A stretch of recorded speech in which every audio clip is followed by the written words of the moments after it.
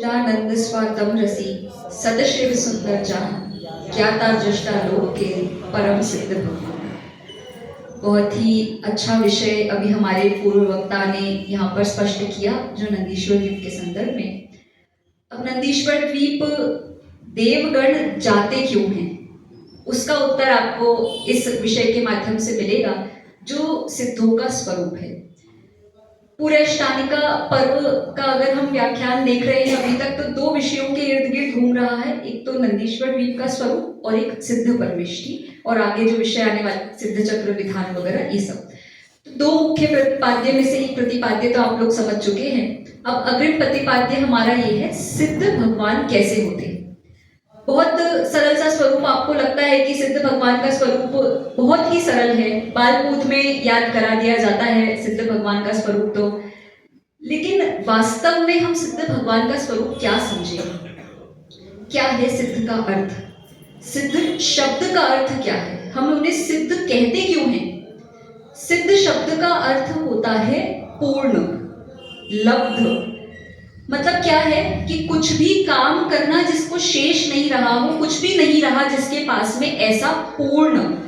हम अरिहंत शब्द की अगर समीक्षा देखें तो अरिहंत शब्द का अर्थ हम देखते हैं अरि प्लस हंत, इस तरीके से अर्थ करते हैं, जिन्होंने कर्म रूपी शत्रुओं का नाश करा है, पर उनके पास फिर भी कुछ एक कार्य करने के लिए शेष रह गया है, क्योंकि 4 कर्म शेष रह जाते हैं। लेकिन सिद्ध परमेष्टि ऐसे हैं जिनके पास में एक भी कर्म नहीं है, ऐसा कोई कार्य इस विश्व का नहीं है जो उन्हें करना हो।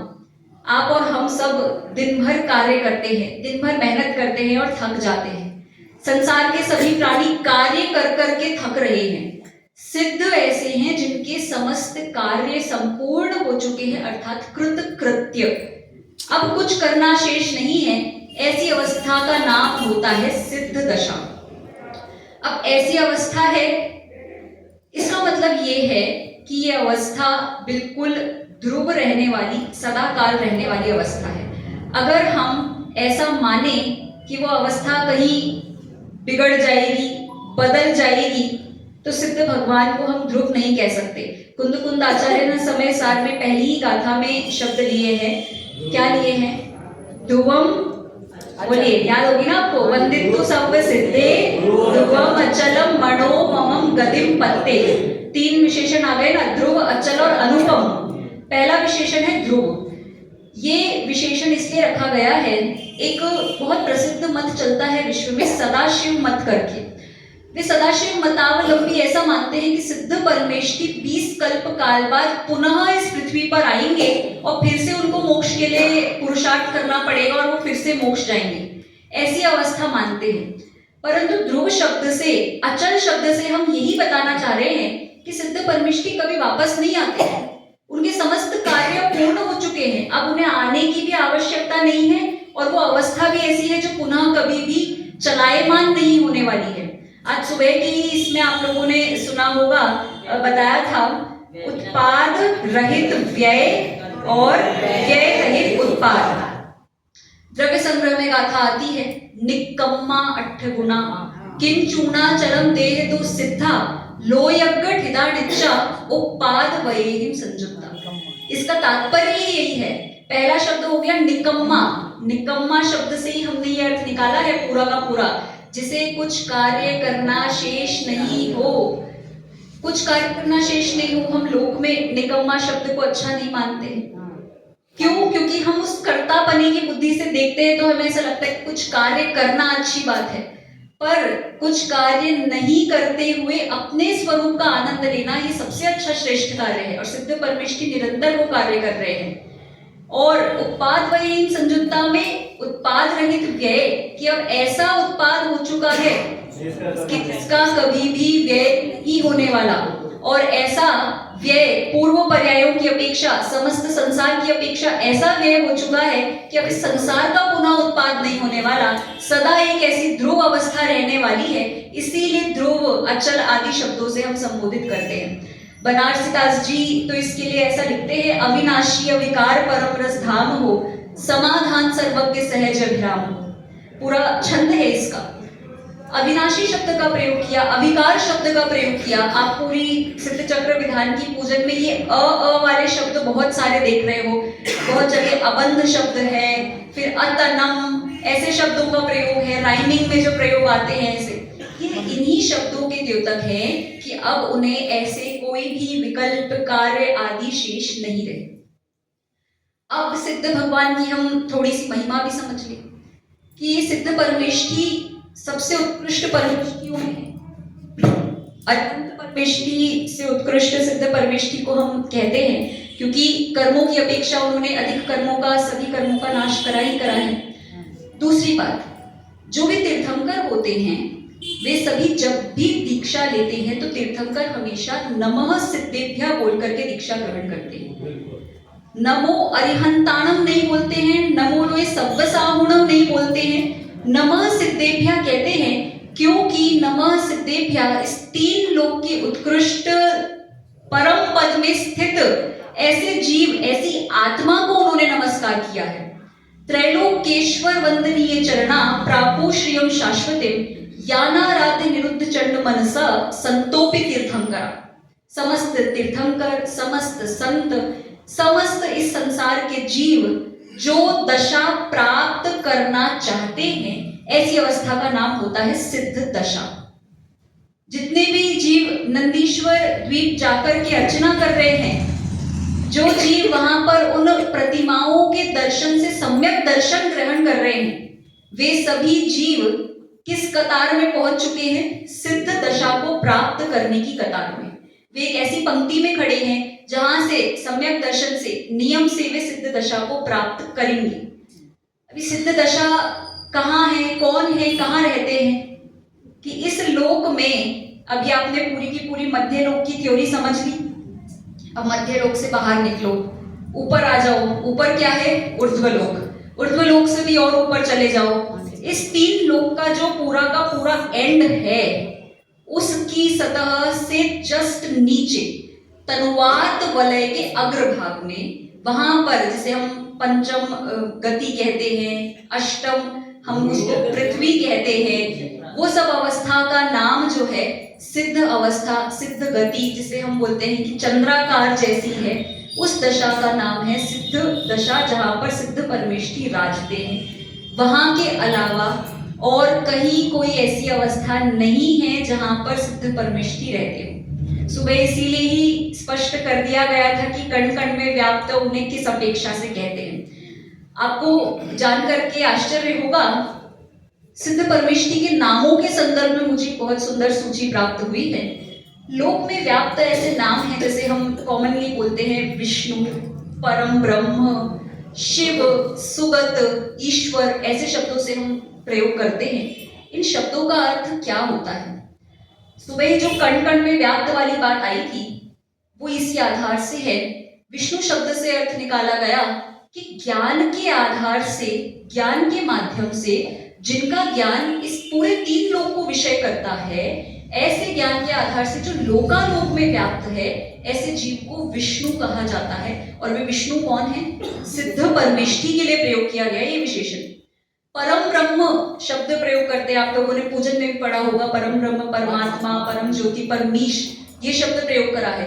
परम ब्रह्म शब्द का तात्पर्य होता है कि जितनी भी प्रकार की आप देवांगनाएं लोक में प्रसिद्ध मान लो, उर्वशी आदि जितनी भी हैं, उनके द्वारा भी जिनका ब्रह्मचर्य कभी भी बाधित नहीं हो सकता, खंडित नहीं हो सकता, ऐसे परम ब्रह्म या ब्रह्मा शब्द से संबोधित करते हैं। तीसरा, हम सामान्य रूप से ईश्वर, ईश्वर शब्द का प्रयोग करते हैं कि हे ईश्वर। क्या है हे ईश्वर? ईश्वर शब्द का तात्पर्य होता है जो समस्त देवगण आदि से वंदित हो। तो आप लोगों ने सुनी होगी वो गाथा, भवनालय चालीसा, विंतर देवान होंती बत्तीसा, कप्पा मर चौबीसा, चंदो सूरो नरो तिरियो। ये 100 इंद्रों की संख्या है। शत इंद्रों द्वारा जो वंदित हैं, ऐसे वंदित जीव को ईश्वर कहा जाता है। तो इसीलिए ईश्वर शब्द के लिए भी सिद्ध परमेष्ठी का ही विशेषण दिया गया। फिर एक शब्द आता है सुगत। सुगत शब्द का अर्थ होता है, सु मतलब उत्तम, उत्कृष्ट, और गत शब्द का अर्थ लिया गया है ज्ञान, कि जिनका ज्ञान उत्कृष्ट है, सबसे उत्कृष्ट ज्ञान है, अर्थात वे उत्कृष्ट ज्ञान से शोभायमान हो रहे हैं, तो उन्हें कहा गया है सिद्ध परमेष्ठी। और एक विशेषण जो सबसे प्रसिद्ध, शिव। शिव शब्द लोक में आप लोग बहुत सुनते ही हैं। शिव का अर्थ जो है वो है परम कल्याण करने वाले, जो निर्वाण को प्राप्त हो चुके हैं और जो अक्षय पद को प्राप्त हो चुके हैं, उन्हें कहते हैं शिव। और वे शिव ऐसे अक्षय पद को प्राप्त सिद्ध परमेष्ठी ही होते हैं। इनसे अतिरिक्त और कोई जीव अक्षय पद को प्राप्त नहीं। किसी ना किसी पर्याय की अपेक्षा अगर हम बात करें तो इसीलिए जो भी विशेषण प्रयुक्त हुए गए हैं, ये सब इन्हीं के लिए प्रयोग किए जाते हैं। आप लोगों ने बहुत बार शिव की अगर कभी स्तुति सुनी हो, स्तोत्र सुना हो, बहुत से लोग शिव के लिए, जो लोक में प्रसिद्ध शिव हैं, उनके लिए भी ऐसे ही विशेषण प्रयोग करते हैं जैसे हम सिद्ध परमेष्ठी के लिए करते हैं। तो ये अंतर कहाँ है? क्या उनका कॉन्सेप्ट अब हमारा कॉन्सेप्ट सही है? आज सुबह भी एक बात आ रही थी कि आत्मा मरता नहीं है, गलता नहीं है। ऐसी ही एक बात कुछ गीता में भी आती है कि आत्मा नैवं छिन्दन्ति शस्त्राणि, इस तरीके से।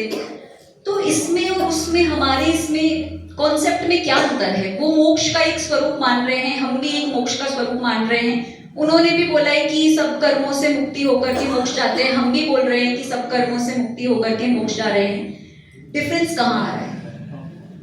डिफरेंस यहाँ आता है कि वे ऐसा मान रहे हैं कि एक कोई शिव या विष्णु का एक महाअंश है जिसमें सभी आत्माएं सम्मिलित हो जाती है। दूसरा, वे मोक्ष की सत्ता को वैकुंठ जैसी सत्ता मानते हैं, जहां पर स्वर्ग जैसे सुखों का भोग माना जाता है। जबकि हमारे दर्शन में स्वर्ग जैसा सुख मोक्ष में नहीं है। हमारे यहाँ स्वर्ग और मोक्ष बहुत डिफरेंट चीजें हैं। और ऐसा कोई परम तत्व नहीं है जिसमें हमारी सभी की आत्माएं जाकर के मिलकर के लीन हो जाती हो। अगर आपने सिद्धों के 8 गुणों को अच्छे से समझा हो तो उसमें एक अवगाहनत्व नाम का गुण आता है। कौन से कर्म के अभाव में होता है? आयु कर्म के अभाव में।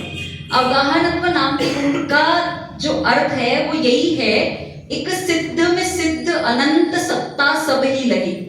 इसका मतलब ये है कि वे सिद्ध परमेष्ठी इतने सारे हो चुके हैं, अनंत, हम कहते हैं अनंतानंत सिद्ध भगवंतो, तो ये अनंतानंत हो चुके हैं, ये आपस में मिक्स नहीं होते हैं।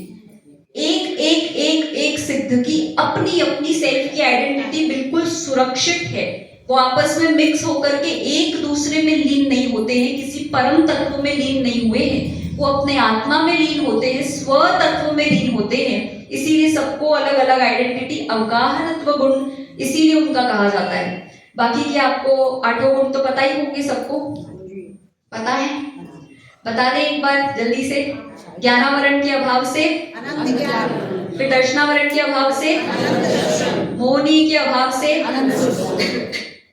मोहनीय में 2 हैं, कौन कौन सा है? एक तो दर्शन मोहनी और एक चारित्र मोहनी है। चारित्र मोहनी के अभाव से और दर्शन मोहनी के अभाव से कंफ्यूज हो गए। दर्शन मोहनी के अभाव से सम्यक्त्व और चारित्र मोहनी के अभाव से कहा जाता है जो अनंत सुख, इस अपेक्षा से। फिर अंतराय, अनंत वीर्य, वेदनीय अव्याबाधत्व, आयु अवगाहनत्व, नाम सूक्ष्मत्व और गोत्र अगुरु लघुत्व गुण। इस प्रकार से सिद्धों के 8 गुण कहे जाते हैं। 8 गुण सिर्फ गिनाने की अपेक्षा है। सिद्धों में तो अनंतानंत गुण विद्यमान होते ही हैं। कितने गुण हैं, कितने गुण हैं, कितने गुण हैं, इसके लिए एक उपमा प्रयोग करी जाती है कि व्योम अंगुल नहीं नपे और उरुगण गिने न जाए। आकाश में कितने तारे हैं कोई गिन के बता सकता है क्या? उरुगण गिने न जाए और व्योम अंगुल नहीं नपे। कोई एक व्यक्ति सोचे कि मैं आकाश को ऐसे बिलस्त से नापता चला जाऊं, तो क्या वह संभव है? संभव ही नहीं है। इसी प्रकार से सिद्धों में अनंत गुण होते हैं, इतने सारे गुण होते हैं, फिर भी उनको हम कोशिश करते हैं कि कुछ शब्दों में बखान कर सके, पर उनके गुणों को इन शब्दों में कहना असंभव ही होता है। और एक बात लास्ट में मैं यही कहूंगी, जो सबसे प्रसिद्ध बुद्धजन जी ने एक भजन में कहा है, जो निगोद में सोई मुझ में सोई मोक्ष मजार, अंतर वेद कछु भी नाही भेद गिने संसार। तो ये अपेक्षा जो है, मात्र एक जो डिफरेंस बनता है, वो भेद बनता है, वो मात्र पर्याय की अपेक्षा ही बनता है। निश्चय से तो आप भी सिद्ध, हम भी सिद्ध, और सिद्ध भगवान, ये कंपैरिजन जो हम करते हैं, ये क्यों करते हैं? अपने आप को सिद्ध भगवान से तुलना क्यों करते हैं?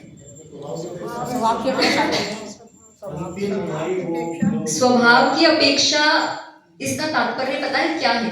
इसका तात्पर्य ये है कि हमारा जो स्वभाव है कर्मों से रहित होता है, हमारा जो स्वभाव है वो शरीरातीत होता है। अगर हमारा स्वभाव शरीर से सहित होगा तो हमारी ये पर्याय बदलनी नहीं चाहिए, लेकिन हमारी पर्याय भी बदलती है। कहीं ना कहीं आत्मा जाता है, दूसरे देह को धारण करता है। इससे सिद्ध होता है कि हमारा जो स्वभाव है वो शरीरातीत है, और शरीरातीत स्वभाव हमारा किससे मैच हो रहा है? सिर्फ सिद्ध भगवान से। इसीलिए हम ये जो बात कहते हैं, वो कहते हैं कि जो निगोद में सोई मुझ में सोई मोक्ष मझार। इस प्रकार से सुंदर स्वरूप हमने सिद्ध परमेष्ठी का देखा। आप सब भी सिद्धों की आराधना, मनन, चिंतन और ध्याते हुए करें, इसी मंगल भावना से। जय।